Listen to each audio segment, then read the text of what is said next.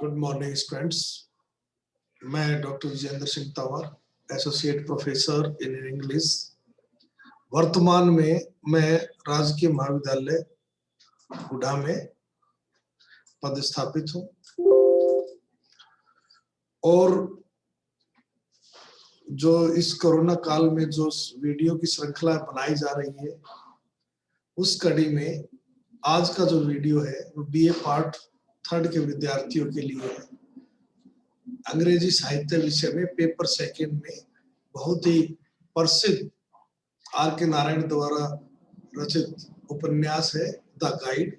उसके एक मुख्य पात्र है मार्को। उसका चित्रण इस वीडियो में उस पर एक तरह से वार्तालाप या कह लीजिए डिस्कशन किया गया है, यानी character of Marco in the guide. ये हमारा आज के वीडियो का टॉपिक है। तो जैसा कि हमारी एक तरीका है इंग्लिश साहित्य में प्रश्न का उत्तर देने के लिए, तो उसमें सबसे पहले हमें कवि के बारे में और फिर उपन्यास के बारे में या लेखक के बारे में लिखना होता है। तो इसमें क्योंकि उपन्यासकार है तो हम उपन्यासकार से शुरू करते हैं। जो आर के नारायण है, इसका जन्म 1906 में हुआ और डेथ 2001 में। ये बहुत ही प्रसिद्ध उपन्यासकारों में से एक है। इंडो एंग्लियन लिटरेचर जो है, यानी कि इंडो एंग्लियन का मतलब वो साहित्य जो इंडियन ने इंग्लिश में लिखा, उस साहित्य के जो 3 महान त्रिमूर्ति हैं, मुल्क राजा आनंद, राजा राव और आर के नारायण, तीनों मिलकर भारतीय साहित्य के 3 मूर्ति बनते हैं। इसके बारे में थोड़ा सा और बता दूं कि आर के नारायण इसका छोटा नाम है। पहले जब ये शुरुआत इसने की तो ये अपना नाम बहुत बड़ा लिखता था। इसमें राशीपुरम कृष्णा स्वामी अय्यर नारायण स्वामी, लेकिन ग्राहम ग्रीन से उसकी मुलाकात हुई और ग्राहम ग्रीन ने इनको सजेस्ट किया कि तुम्हारा नाम बहुत बड़ा है, इसको शॉर्ट करिए, और उसके सजेशन पर, उनके सुझाव पर उसने अपना नाम आर के नारायण कर दिया। आर के नारायण की सबसे बड़ी खास बात यह है कि इसने जितने भी उपन्यास लिखे, काल्पनिक क्षेत्र, काल्पनिक सिटी जिसका नाम है मालगुडी, उसके आसपास लिखा है। मालगुडी को काल्पनिक इसलिए कह रहे हैं हम कि वास्तविकता में कहीं नहीं है, लेकिन अगर हम इसकी फीचर्स से, विशेषताओं से जज करें तो इस साउथ इंडिया में कोई सिटी हो सकता है। इसके अंदर आर के नारायण के अंदर एक क्वालिटी है, एक योग्यता है कि वो सामाजिक मुद्दों को बहुत ही एक सरल बैकग्राउंड के साथ हमारे सामने रख देता है। इसको तुलना या इसीलिए आर के नारायण की तुलना विलियम फॉकनर से की जाती है, क्योंकि दोनों की रचनाओं में, दोनों के रचनाओं में जो ह्यूमर और एनर्जी है ऑर्डिनरी लाइफ की और कंपैशनेट ह्यूमनिज्म, दोनों देखने को जबरदस्त मिलती है। आर के नारायण एक इतना बड़ा नाम हो गया है कि दुनिया के अंदर इसकी नावल हर भाषा में ट्रांसलेट कर उनको पढ़ाया जाता है। तो हम ये कह सकते हैं कि आर के नारायण ने बहुत बड़ा योगदान इंडो इंग्लियन लिटरेचर में दिया है और उसी को श्रेय जाता है कि दुनिया के सामने उसने भारत को पेश किया और भारत में दुनिया का इंटरेस्ट जगाया। अब आते हैं उपन्यास के बारे में। जो उपन्यास का जो शीर्षक है वो है द गाइड। ये आर के नारायण का बहुत ही पॉपुलर, लोकप्रिय उपन्यासों में से एक है। इसको 1958 में उसने लिखा और इसको 1960 में साहित्य अकेडमी अवार्ड भी मिला। इसका महान कलाकृति, मास्टरपीस माना जाता है और दुनिया की लगभग हर भाषाओं में इसका अनुवाद हुआ है। ये immortal classic piece of literature बन चुका है, भारत का ही नहीं सारी दुनिया के लिटरेचर के लिए। ईस्ट के लोगों के लिए इसको देखने का अलग नजरिया है, वेस्ट के लिए अलग है। इस उपन्यास में आपको इंडियननेस देखने को मिलती है, किसके रोम रोम में, चाहे विचार हो, कैरेक्टर हो, लोकेशन हो, सब चीजें इंडियननेस देखने को मिलती है। Breathes an aroma of typical Indian life का है। कैरेक्टर और थीम यानी सब्जेक्ट मैटर, विषय वस्तु, सीन और आइडिया सब भारतीय है इसकी।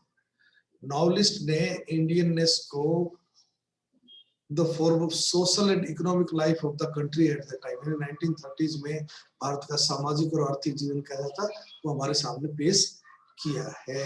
वो 30s की सोसाइटी हमारे सामने आ रही है, कैसे लोग सोचते थे और उस दौरान क्या क्या सामाजिक आर्थिक धार्मिक बदलाव हो रहे थे लोगों की सोच में, सोचने का नजरिया, वो सब इस नॉवल में देखने को मिलते हैं। नॉवल के अंदर एक ट्रायंगल है, यानी कि एक हस्बैंड, एक वाइफ और एक इनफेस्ट लवर, यानी परजीवी ऊपर रहने वाला। और जो टाइटल है वो बहुत ही उपयुक्त है। क्यों? क्योंकि जो इसका मेन कैरेक्टर प्रोटोगनिस्ट है, मुख्य पात्र है, वो एक टूरिस्ट गाइड से अपनी यात्रा शुरू करता है और अंत में एक स्पिरिचुअल गाइड के रूप में उसका अंत होता है। इसमें जो थीम कह सकते हैं, जो विषय वस्तु जो इस नॉवल के अंदर है, वो है कि अगर परिस्थितियां इस प्रकार की हो जाए कि एक आम आदमी उनमें फंस जाए, उस तो वो भी एक्स्ट्रा ऑर्डिनरी पर्सनालिटी और स्पिरिचुअल स्टेचर प्राप्त कर सकता है। लव और मैरिज भी इम्पोर्टेंट थीम है इस नॉवल की। जो इंटरएक्शन है इसके अंदर, the cause consequences of love marriage is beautifully depicted, बहुत ही सुंदर तरीके से कवि ने दर्शाया है। डिपिक्टेड माने दर्शाया गया है। अब आते हैं जो कैरेक्टर हमारा Marco. Marco is one of those densely enigmatic character, रहस्यमय चरित्रों में से एक है। पात्र जितने भी who frequently appear in Narayan's novel, जो बार बार नारायण के उपन्यासों में देखने को मिलते हैं इस प्रकार के चरित्र। And are assigned minor roles, यद्यपि वो मुख्य पात्र नहीं है, थोड़ा ही रोल है। दे आर ओड, थोड़ा से अजीब एसेंट्रिक सन की कैरेक्टर होते हैं, like notes in would and who keep away from the main stream of human life. तो सामाजिक का जो मेन समाज है उससे थोड़ा सा अलग हटकर रहते हैं। मार्को जब मालगुडी में आता है अपनी पत्नी के साथ, सबसे पहले उसको रेलवे स्टेशन पर देखा जाता है और उसका जो पहनावा और जो बात करने का तरीका वो बहुत ही ऐसा लगता है कि बहुत ही जेन्युइन रिसर्च यानी शोधार्थी है। विद अ वाटर डिवाइनर्स इंस्टिंक्ट, मतलब जैसे पानी के अंदर कोई डाइव लगाकर गोता लगाकर कोई चीज निकालता है, वैसे ही वो राजू को एडवांस देखता है और राजू की डिमांड करता है कि राजू को आना, तो राजू भी तुरंत उसको देखता है और लग जाता है, उसको भी पता लग जाता है कि ये मेरा परमानेंट कस्टमर है। जो राजू जो पहले जो ग्लिम्स उसकी झलक कि कैसी पर्सनालिटी है वो दर्शक वर्णन करता है। देखिए line, he dressed like a man about to undertake an expedition with his thick colored glasses, thick jacket and a thick helmet, यानी कि उसने हेलमेट पहना हुआ है, मोटा जैकेट पहनी हुई है, कलर्ड ग्लास चश्मा लगाया हुआ है, और over which was perpetually stretched a green, और उसके ऊपर a green sheeny waterproof cover giving him the appearance of a space traveler, ऐसा लगता है जैसे कि वो अंतरिक्ष में जाएगा। इस प्रकार का उसका फर्स्ट इंप्रेशन हमारे सामने आता है। We don't know his real name, but Raju calls him Marco for he looks like an eternal tourist. कि असली नाम क्या था इस कैरेक्टर का हम जानते, लेकिन राजू जो है उसको मार्को कहता है, और वो मार्को ऐसा व्यक्ति पर हमारे सामने प्रकट हो जैसे हमेशा के लिए वो यात्रा ही करता रहेगा। मार्को और रोजी जो है उनकी शादी हो चुकी है, दोनों पति पत्नी है, लेकिन दोनों की बनती नहीं है। क्यों? क्योंकि उसका जो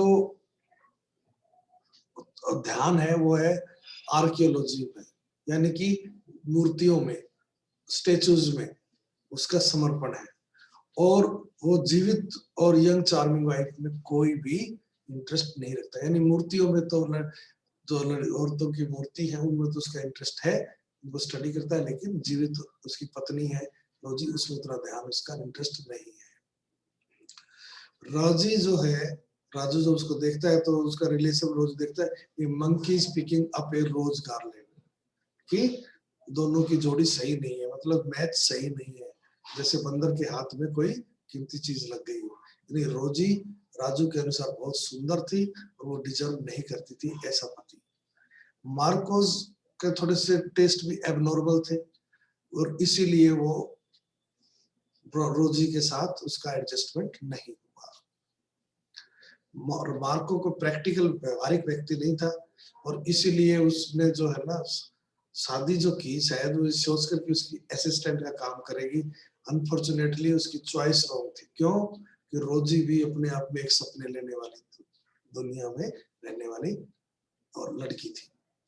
उसको भी ऐसा जो व्यक्ति की जरूरत थी जो उसकी देखभाल कर सके। She does not like to see the cold old stone wall. उसको इन चीजों में कोई रुचि नहीं थी। यानी दोनों पति पत्नी के टेस्ट बिल्कुल अलग थे। She finds that her wealthy husband is more interested in books, papers, painting and old art than in being a real live husband. उसका पति जीवित हस्बैंड होने के बजाय दूसरी चीजों में, मूर्तियों में, कला में, पेंटिंग में, पेपर में, इनमें ज्यादा रुचि रखता था।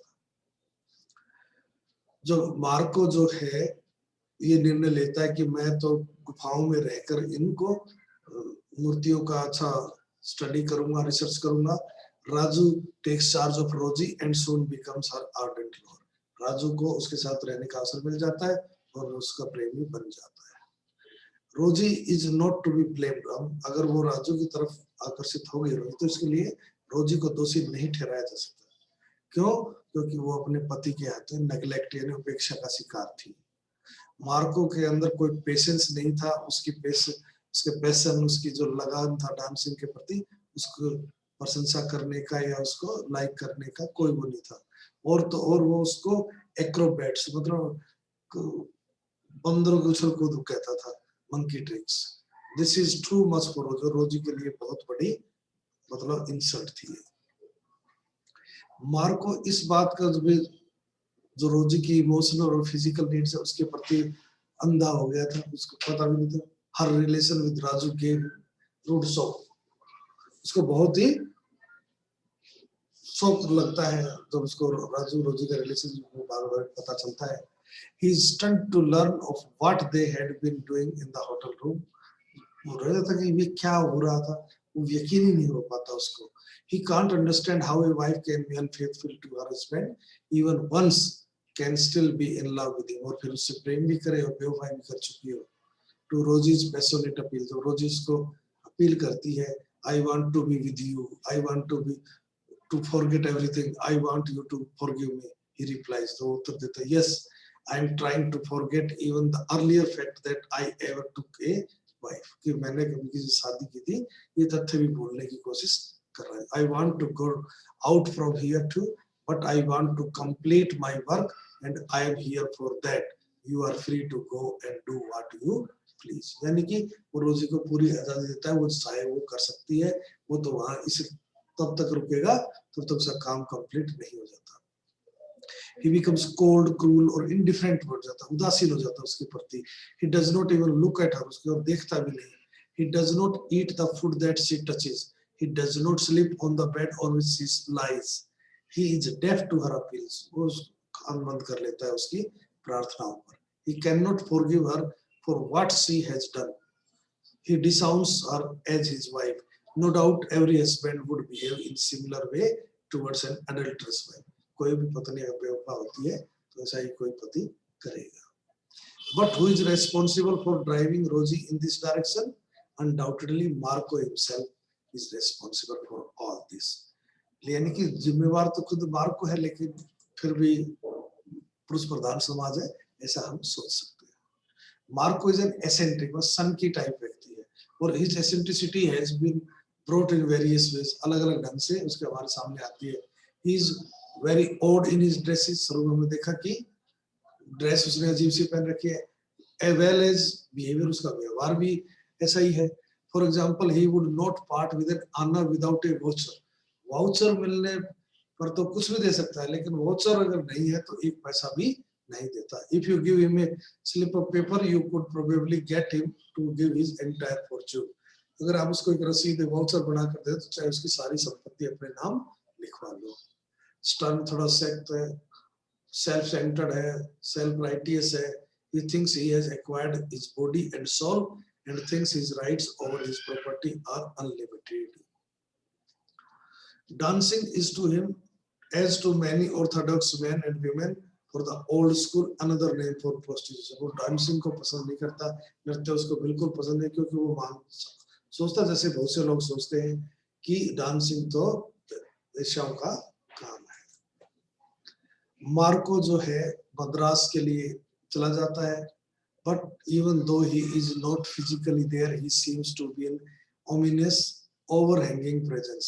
मतलब भौतिक रूप से चला जाता है, उसके बाद वो आता भी नहीं कभी, लेकिन उसकी प्रेजेंस हमें एहसास कराती रहती है कि वो है कहीं ना कहीं। रोजी नेवर फॉरगेट्स, रोजी तो उसको कभी भूल ही नहीं पाती। Cuts his picture from the illustrated weekly, जो मैगजीन थी, उसे उसकी तस्वीर भी काट कर वो लगाती है अपने उस पर, कैसे ड्रेसिंग रूम पर लगा देती है। तो after all he is my husband, उसकी सोच हमेशा यही थी कि आफ्टर ऑल वो उसका पति है। वो इस बात के लिए भी आभारी थी कि उसको उसके पति ने जाने दिया, और कोई होता तो उसका गला घोट देता अपनी पत्नी का ऐसा करने पर। ऐसे जो सेंटीमेंट है वो बार बार राजू जो है के सामने रखे जाते हैं, तो राजू के दिल में एक असुरक्षा की भावना आ जाती है। उसको ऐसा लगता है कभी रोजी अपने पति के साथ वापस न चले जाए, इसलिए पहले तो वो मार्को ने जो किताब लिखी उसको छिपा लेता है, फिर वो मार्को से ज्वेलरी प्राप्त करने के लिए उसके रोजी के जाली सिग्नेचर कर देता है वाउचर पर, और उसको जो है ये डर था कि कहीं अपने पति की उदारता देखकर रोजी वापस न चले जाए। भाई चाहे उसकी क्लेवर ट्रिक मार्को की मान ले हम इसको, या फोर्जरी जो है राजू को जेल में पहुंचा देती है। इस प्रकार जो उसकी पत्नी के साथ जो उसने सेड्यूस किया था राजू ने, उस पर वो बदला लेने में कामयाब हो जाता है। जो कैरेक्टर ऑफ मार्को जो है बहुत ही एनर्जी के साथ, ध्यान के साथ लिखा गया है। थोड़ी सी दायरा है, तो छोटा कैरेक्टर है, परंतु इनडेलिबल यानी अमिट छाप छोड़ता है हमारे दिल पर। जो कुकोल्डिड हस्बैंड, कुकोल्डिड का मतलब होता है वो पति जिसकी पत्नी बेवफा हो। इज नॉट सेम टेंटेड, उसको शर्माता नहीं है, but rises above the impulses with impressive disdain, बड़ी प्रभावशाली घटना के साथ वो बहुत ऊंचा उठता है। His reputation has been damaged, उसकी रेपुटेशन तक पहुंचता है, but it could not be scotched which is abundantly redeemed by his rocketing success in remarkable publication. लेकिन वो बहुत सफल होकर दिखाता है क्योंकि उसकी किताब बहुत ही सफलतापूर्वक सफल होती है। रॉकेटिंग सक्सेस बहुत ही, वो कहते तो बेस्ट सेलर बन जाती है। बहुत ही अच्छे ढंग से इस कैरेक्टर को लिखा गया है, इसकी personality develop forcefully by the writer के द्वारा। But again we find the lacuna in it, इसमें एक कमी भी है। The manifestation of psychological surprises is evidently missing from the character. Psychological जो है हैरान कर देने वाली चीज विशेषता होती है वो इस कैरेक्टर में नहीं है। He is in most parts of the surface, ये तो ऊपरी जैसा दिखाई देता वैसा ये, no but not flat like Raju in bearing, Raju की तरह फ्लैट भी नहीं है। The proportionate strength is given to a character by the novelist, बहुत ही अच्छी उसको अनुपातिक शक्ति दी है। The best drawn character is Rosie in the novel, सबसे बेस्ट कैरेक्टर माना जाता है Rosie, and the second best is that of Marco. The flatness of the character is due to his being of one piece. One piece होता है कि आदमी एक होता है ना, कहीं तो मन में कुछ होता है और वो ऊपरी दिखावा कुछ करते, ऐसा नहीं, वो मन में भी वैसा है और अंदर ऊपर से भी बाहर भी वैसा ही। There is the dramatic sameness, something monotonous, which makes it so coldly drawn by the artist. एक जैसा है इसलिए इसको थोड़ा सा कोल्ड मानते हैं कि इसमें मानवीय गुण कम है। तो in spite of his failing, यद्यपि वो पति के रूप में सफल रहता है, Marco has a few good qualities, की अच्छी क्वालिटीज में। He is a true scholar, सबसे अच्छी क्वालिटी वो एक सच्चा शोधार्थी है, and an honest ईमानदार व्यक्ति है। Just as dancing is a passion with Roji, जैसे डांसिंग रोजी के लिए एक पैशन है, so also the study of ancient cave is a passion with Marco, पुरानी गुफाओं में मूर्तियों को स्टडी करना, अध्ययन करना मार्को का पैशन है। Keeping in view is age, उसकी उम्र को ध्यान में रखते हुए, एंड इज इंटेलेक्चुअल परस्यूट, उसकी बौद्धिक क्षमता को देखते हुए, is sexual coldness is but natural, sexual coldness थोड़ा नेचुरल होगी ही, क्योंकि उसका फिजिकल के बजाय मेंटली ज्यादा डेवलप हो चुका था, एज भी थोड़ी सी मोर ज्यादा थी। हमें मार्को जो रखा है अर्कनान, उससे अलग मार्को हम एक्सपेक्ट कर भी नहीं सकते। But he is one piece, एक भी है, बता जैसे मन में भी वही, ऊपर भी वही, बाहर भी वही, अंदर भी वही, and does not give us the dramatic surprises by the way of emotional change, जैसे इमोशनल चेंज करके दूसरे कैरेक्टर हमें हैरान कर देते हैं, ऐसा ये कैरेक्टर नहीं करता, जैसा भी है हमारे सामने एक जैसा रहता है। इस प्रकार हम कह सकते हैं मार्को भी बहुत ही प्रसिद्ध